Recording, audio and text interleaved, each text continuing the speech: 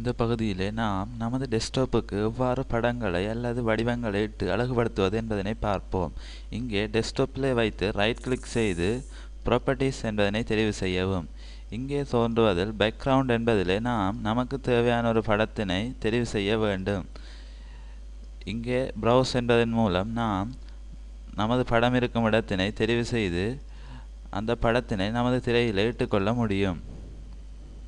இப்பொழுது இந்த படத்தினை நமது டெஸ்க்டாப்பில் இட வேண்டுமெனில் இந்த படத்தினை தெரிவு செய்துவிட்டு அப்ளை என்பதை கொடுக்கவும். இப்பொழுது இந்த படம் நமது டெஸ்க்டாப்பிலே தோன்றியுள்ளது. அதே போன்று நாம் வேறு ஏதாவது பேட்டர்ன் ஒன்றினை போட வேண்டுமெனில் இங்கே அந்த பேட்டர்னை தெரிவு செய்துவிட்டு அப்ளை என்பதை கொடுக்கவும்.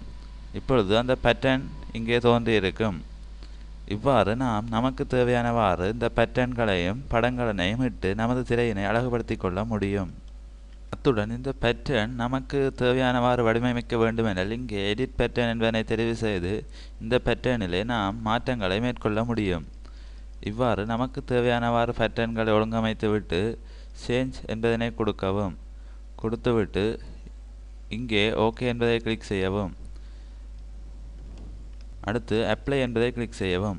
இப்பொழுது நாங்கள் அங்கே மாற்றியவாறு அந்த பேட்டர்னின் டிசைன் மாறியிருக்கின்றது. இவ்வாறு நாம் நமக்கு தேவையானவாறு இந்த டெஸ்க்டாப்பினை அழகுபடுத்தி கொள்ள முடியும்.